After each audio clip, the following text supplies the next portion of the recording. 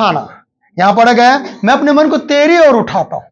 सोचने वाली बात है कि किस प्रकार से परमेश्वर के जन जो से प्यार करते हैं परमेश्वर से, वो अपने मन को इधर उधर जाने नहीं देते, ना धन दौलत पे, ना दुनियादारी की व्यर्थ बातों पे।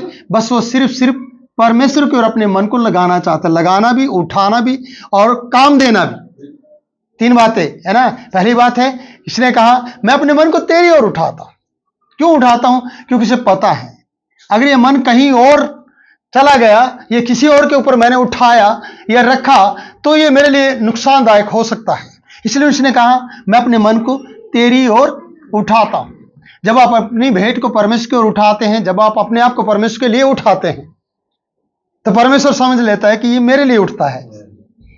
जब कभी ये उठे ना तो मैं उठाऊंगा, जब कभी इसे दिक्कत आए तो मैं खड़ा करूंगा। समझे बात को? क्योंकि आप लोगों ने या हम सब ने अपने मन को परमेश्वर की ओर उठाया है।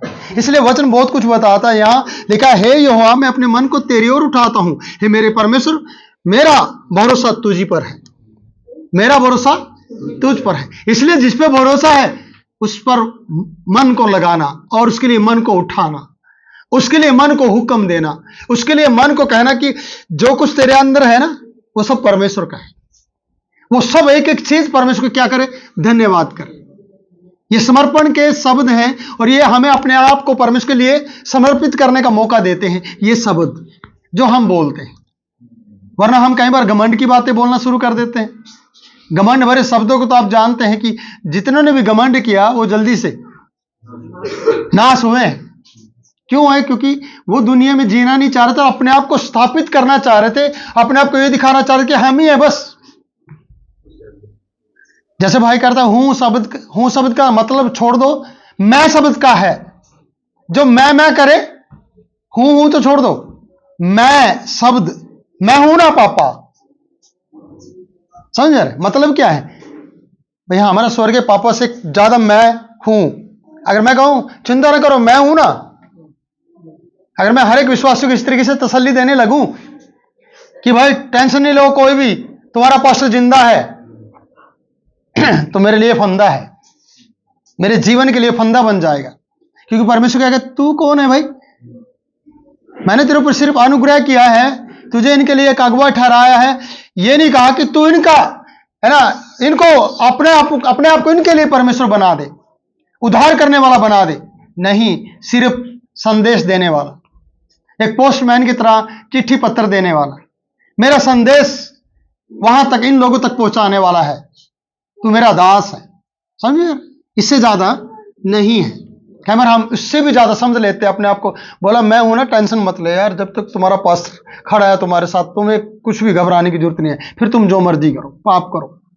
कल मैं एक व्यक्ति की वीडियो देख रहा था, 1 घंटे की वीडियो है, किसी परमेश्वर के दास के बारे में इस प्रकार कह रही थी और बहुत सी बातें मैंने देखी, बड़े ध्यान से देखी। तो उसके जो चर्चा सुनी और जो बातचीत सुनी है, उसके साथ बहुत से लोग इन्वॉल्व हैं उस गलत कार्य में। और मैं कह रहा था कि एक दिन इन सब का चिट्ठी पत्र क्या बोलते हैं खुल जाएगा, ओपन लेटर हो जाएगा, और एक दिन है ना पाप का घड़ा फूट जाएगा और फिर इंसान फंस जाता है।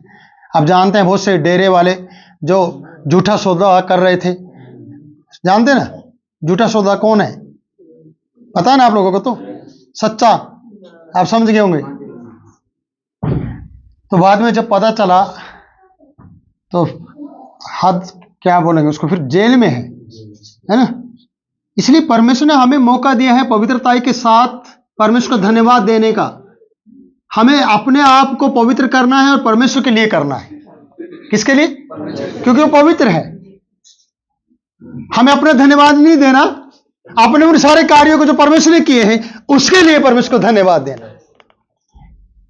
हर बात के लिए, जिंदगी के क्या, चाहे वो छोटी सी बात क्यों ना हो, उन सब बातों के लिए परमेश्वर को धन्यवाद देना हर एक विश्वासी का फर्ज बनता है। प्रियो, सुबह उठे परमेश्वर को धन्यवाद करो, यहां तक पहुंचे परमेश्वर को धन्यवाद करो, यहां से सही सलामत अपने परिवार को पाते हैं और जाते हैं, वहां पर रहते हैं, खाते पीते हैं, तो धन्यवाद करो।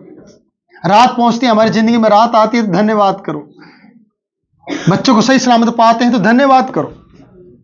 इसलिए दाऊद कर रहा है यहाँ, मैं अपने मन को तेरी ओर उठाता हूं, मेरा भरोसा तुझी पर है, मैंने तुझ पर भरोसा रखा है, मुझे लज्जित ना होने दे। वो शर्मिंदा नहीं होंगे। पिछले बार भजन संहिता 34 से पढ़ा था, जितने ने उसकी ओर दृष्टि की उन्होंने ज्योति पाई, उन्होंने ज्योति पाई। समझ में आ रहा है?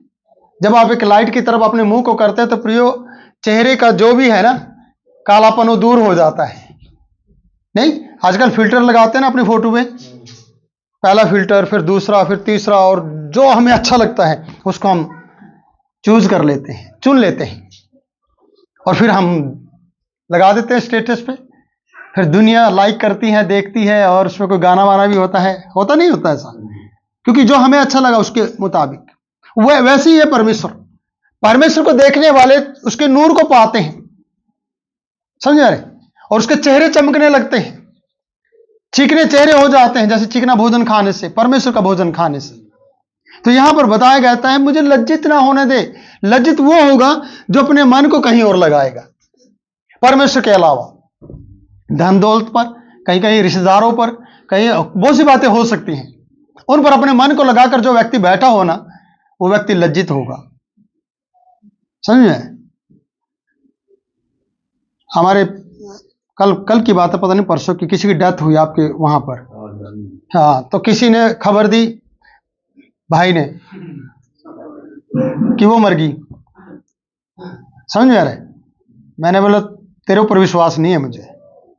फिर दूसरे ने सही खबर दी।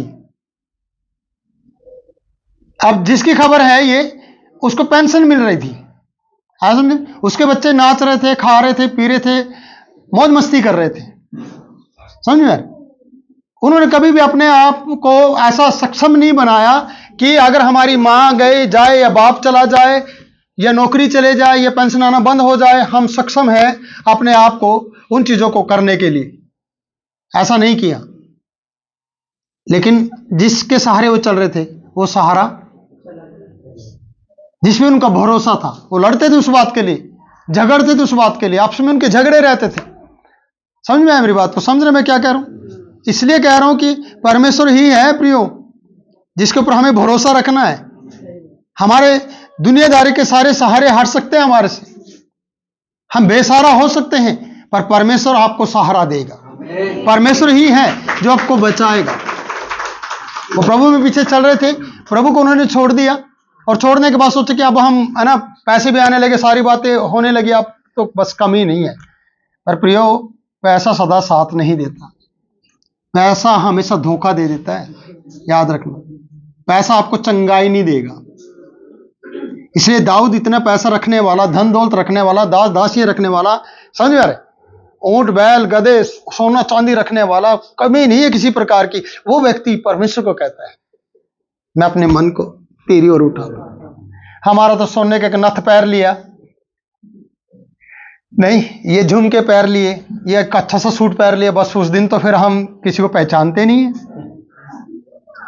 नहीं, ये ऐसे कहने पहचान कौन है ना, तो हमारा ऐसा हो जाता है। ऐसा नहीं होना चाहिए, बल्कि उन बातों के लिए परमेश्वर को धन्यवाद देना और कहना परमेश्वर तेरी वजह से तो है। मुर्दे को कौन पैंट कोट पहना रहा है? बताओ ना। बिना जेब का कपड़ा पहनाया जाता है, बिना जेब के, बिना सिले, बिना नाप लिए, समझ रहे, बिना टेलर के, बताओ ना। और हमारा तो अच्छे से अच्छा टेलर होता है भाई, नहीं होता? कोट पैंट के लिए अलग है ना, और मतलब कि जो है ना कमीज के लिए अलग, और वो सेट ना आए, कुर्ता पजामा सेट ना आए तो अच्छे से फिर दूसरा टेलर ढूंढ लेंगे। एक मुर्दे के लिए कोई कुर्ता या जेब नहीं होती, समझ रहे, कोई भी सिलाई नहीं करते, सोच के देखो। और कितनी चादरें बिना पसंद के, अब महंगी से महंगी चादर डालते उसमें,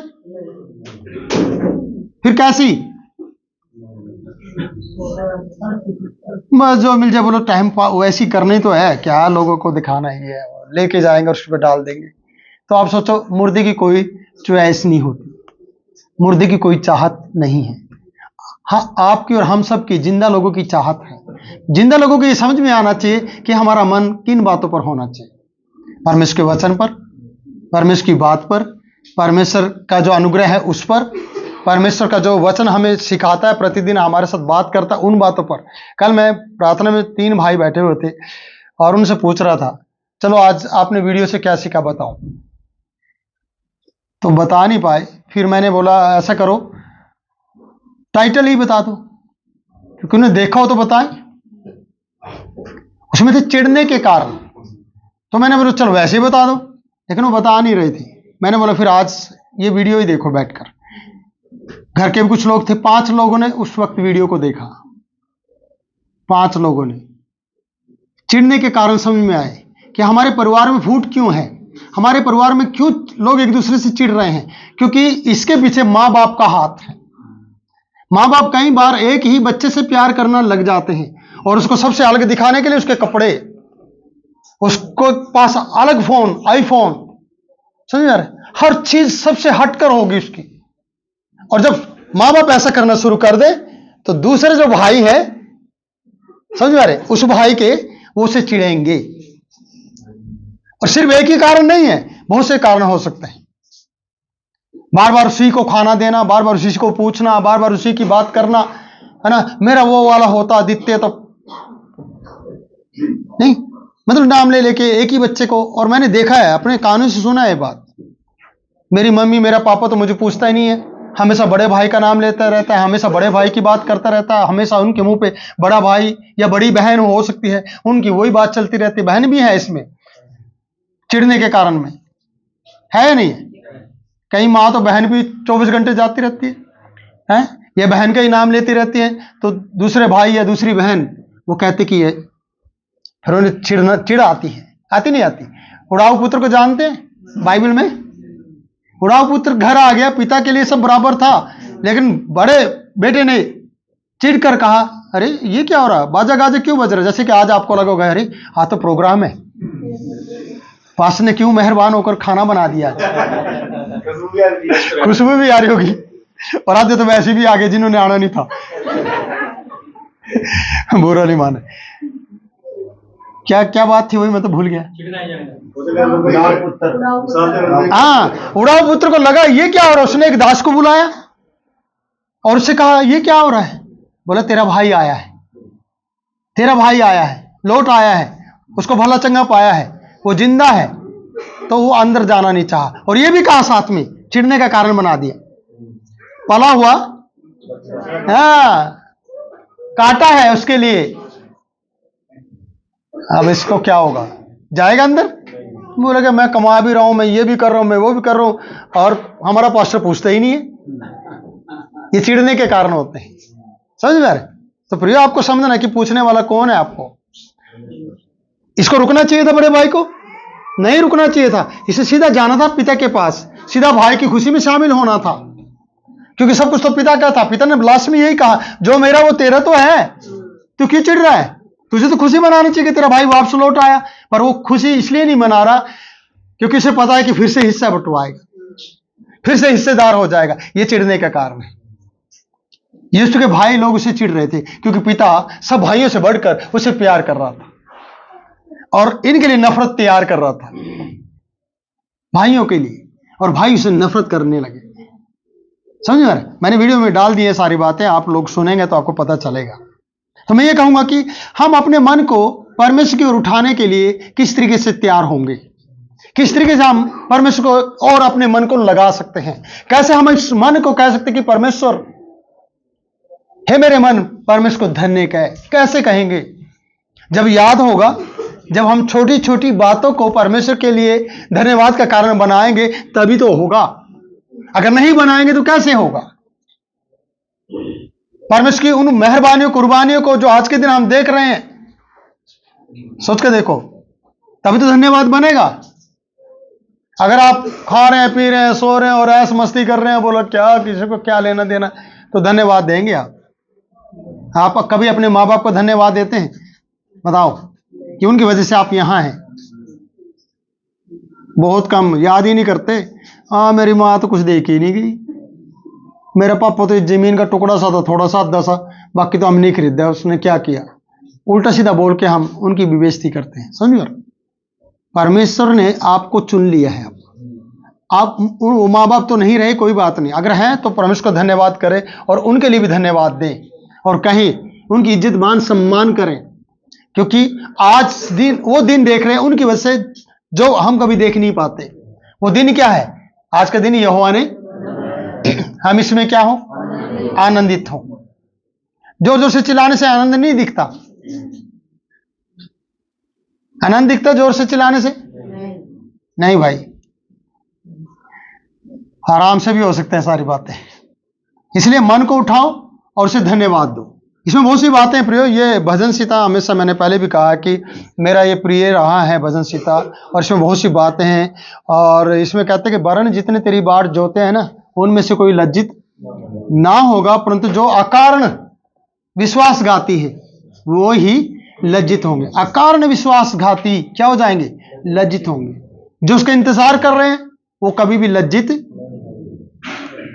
कहो ना मेरे साथ, जो उस पर भरोसा रखते हैं वो कभी लज्जित, और अकारण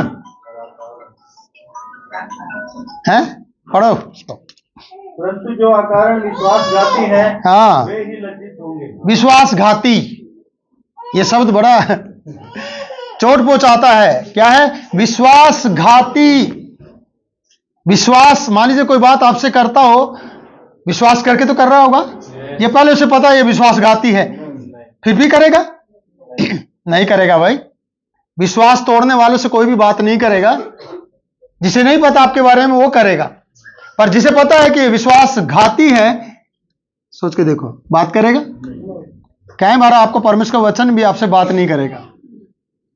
समझ में? क्योंकि आपका मन कहीं और दौड़ रहा होगा, अपने अपने मन को कहीं और लगा रखा होगा, इसलिए समझ में नहीं आएगा। अकारण विश्वासघाती, उसके कान लेकर रखता है कि छोटी छोटी बातों में वो परमेश्वर का विश्वासघात करता है, सेवक का विश्वासघात करता है, विश्वासी का विश्वासघात करता है, अपने माँ बाप का विश्वासघात करता है, अपने पड़ोसी का विश्वासघात करता है, हर बात में झूठ बोला करता है, तो वो लज्जित होंगे। जो ऐसे काम करते हैं वो क्या हो जाएंगे? लज्जित होंगे। अब आप सोचिए, क्यों लज्जित होना जब परमेश्वर का वचन हमारे हाथों में है, जब हम प्रार्थना करने वाले लोग हैं, फिर हमें लज्जित होना चाहिए। कहते जिन्होंने उसकी ओर देखा उन्होंने ज्योति पाई और उनका मुंह कभी काला ना होने पाया। ऐसे लिखा है, कभी काला नहीं होने पाया, क्योंकि उन्हें कौन संभालता है? परमेश्वर संभालता है। देखो उसकी तरफ, चांद ना पाओ, नूर चमकेगा, गुरूर खत्म होगा? नहीं होगा। घमंड खत्म होगा, क्योंकि आप उससे मदद पा रहे हैं। बहुत से लोग ऊंचा मुंह करके चलते, किसी से लेना देना नहीं है, सोचते हैं, है ना, एक दिन वो भी झुक जाते हैं, उन्हें भी मदद की जरूरत पड़ती है, वो भी मदद मांगने में मजबूर हो जाते हैं। इसलिए सावधान रहें, आप किसी का भी सहारा लेके न चलें। सहारा ले तो किससे लें? हाँ, एक गीत गाते थे हम, कठिन है रास्ते, कठिन है रास्ते बहुत, हर मोड़ पर खतर, यानी खतरा है हर मोड़ पर, मुझे संभाल, मैं गिरा, सहारा मुझको, सहारा मुझको। किसी और से थोड़ी लेंगे सहारा, और दुनिया के लोग सहारा नहीं दे सकते, खींच लेंगे, उल्टा उल्टा आपको फंसा देंगे। सहारा परमेश्वर ही दे सकता है। इसलिए परमेश्वर के ऊपर भरोसा करें, परमेश्वर के ऊपर विश्वास रखें, परमेश्वर के लिए अपने मन को उठाएं, परमेश्वर के लिए अपने मन को लगाएं, अपने मन को परमेश्वर के लिए कार्य पे लगा दें और कहें, परमेश्वर मेरा मन तेरा धन्यवाद कर नहीं पाए। समझ में आ रहा है? जिसने मन पे काबू पा लिया ना, उसने अपने पूरे शरीर पे कंट्रोल कर लिया। जैसे घोड़े और बैल लगाम से रोके जाते, घोड़े के बारे में लिखा है, लगाम लगाई जाती उन पे। मनुष्य को भी लगानी पड़ेगी क्या? उनको खुद ही करना पड़ेगा। अगर मनुष्य तो लगाता है उनके मुंह पे, घोड़े के मुंह पे लगाम कौन लगाता है? मनुष्य लगाता है ना। और जो डंगरा ज्यादा तंग कर रहा हो, भैंस, उसमें खूंटा कौन लगाता है? उसके पैरों में खूंटा कौन बांधता है? मनुष्य को पता है ना वे क्यों बांध रहे हैं खूंटा, और जितना वो दौड़ेगा उतना खूंटा क्या करेगा, उतना ही तोड़ेगा। वो दौड़ने पे नहीं, उसकी टांगों को तोड़ देगा, उसे दर्द होगा, वो समझ नहीं पाएगा ये हो क्यों रहा है। और आज मनुष्य के जीवन में जुआ है, इस प्रकार से रखा गया है। और प्रभु यीशु ने कहा मेरा जुआ हल्का है, मेरे पास आ जाओ, इसे उठाओ, ये चोट नहीं मारेगा, तुम्हारे पैरों में नहीं लगेगा ये, बल्कि तुम आराम पाओगे। तुम्हें महसूस होगा कि परमेश्वर ने हमारे ऊपर अपना जुआ रखा है, जिम्मेवारी दी है, हमें उसे बड़ी सहजता और दीनता नम्रता के साथ सहन करते हुए आगे बढ़ना है। इसलिए प्रियो समझो कि परमेश्वर आपसे प्यार करता है। परमेश्वर के लिए जीना सीखो, उसे प्यार करना सीखो, कभी भी उसे धोखा देने की कोशिश ना करो। इसलिए उसकी तरफ देखना बहुत जरूरी है हमारे लिए। दुनियादारी से देखने से पहले पहले परमेश्वर को देखने की कोशिश करना और उसे कहना परमेश्वर तू कर देगा तो सब कुछ ठीक हो जाएगा। अगर मैं ठीक करने की कोशिश में लगा रहूंगा सुबह से लेकर शाम तक, तो उल्टा बिगड़ जाता है और बिगड़ता भी है जितना हम कोशिश करते हैं। ऐसा नहीं, अगर हमें अपनी जिंदगी में अच्छे काम को देखना है तो प्रभु के लिए अच्छा बनना है। काम वो करता रहेगा, काम कौन करेगा, परमेश्वर करेगा। इसलिए भरोसा करो और उसके ऊपर विश्वास करो। वो सच्चा है, वो जीवित है, वो भरोसे के लायक है, हम उस पर भरोसा कर सकते हैं। इसलिए अपने मन को हमेशा कमांड करना सीखो, अपने मन से काम लेना सीखो। हमेशा ये कहो परमेश्वर तेरी दया से है। जैसे मैंने कहा लगाम मनुष्य लगाता है, खूंटा मनुष्य बांधता है, हर चीज को काबू में मनुष्य करता है, सिर्फ एक अपनी जुबान को छोड़ के। किसको? जब तुम्हें पता है कि ये बैल, ये भैंस, ये घोड़ा किस तरीके से काबू हो सकता है और ये शेर किस तरीके से काबू हो सकता है, पिंजरे में कैसे बंद कर सकते हैं, सब पता है तुम्हें, पर तुम्हें अपने बारे में नहीं पता। पर बाइबल बता रही है, जैसे दाऊद कहता है हे मेरे मन यहोवा को धन्य कर। जब हम ऐसा कहते तो प्रियो हमें परमेश्वर है ना आशीष देना शुरू करता है और हम उसके ऊपर भरोसा कर पाते हैं सही रीति से। इसलिए भरोसे के साथ परमेश्वर से प्रार्थना करो और कहो परमेश्वर तू मेरी ढाल है, तू मेरी चट्टान है, तू मेरी जिंदगी है, तू मेरा भरोसा है। मैं लज्जित नहीं होऊंगा क्योंकि मैंने तेरी तरफ देखा है, मैं तेरी ओर अपने आंखें उठाता हूं, मेरी सहायता तेरी ओर से आती है। जब आप ऐसी ऐसी बातें परमेश्वर को कहते हैं तो परमेश्वर का दिल खुश हो जाता है, क्योंकि एक बच्चा अपने बाप से तभी आशीष ले लेता है जब उसके साथ अच्छा व्यवहार करता है, अच्छी बातचीत करता है। अगर सुबह शाम अपने माँ बाप को गाली देंगे तो कभी भी उससे आशीष नहीं ले सकते, कभी उसके मुख से आपके लिए आशीर्वाद नहीं निकलेगा, क्योंकि आप उससे गाली गलौज करते हैं। जब आप उसके साथ अच्छे शब्द बोलते हैं, धन्यवाद के शब्द बोलते हैं, तो वो पिता और माता आपके लिए अच्छा करने की कोशिश करते हैं। जितना उनकी चादर है उससे भी ज्यादा वो करने की कोशिश करते नहीं करते। संसारिक माँ बाप की बात करो और स्वर्गीय पिता, उसने तो पूरे जहान को बनाया हो, तो ना जाने आपके लिए क्या क्या कर सकता है। तो प्रभु इन वचनों के द्वारा आप लोगों को आशीष दे। फिर मिलेंगे अगली वीडियो में नई बात के साथ, नए वचन के साथ। तब तक के लिए मैं आपसे इजाजत चाहता हूं। जय मसीह की।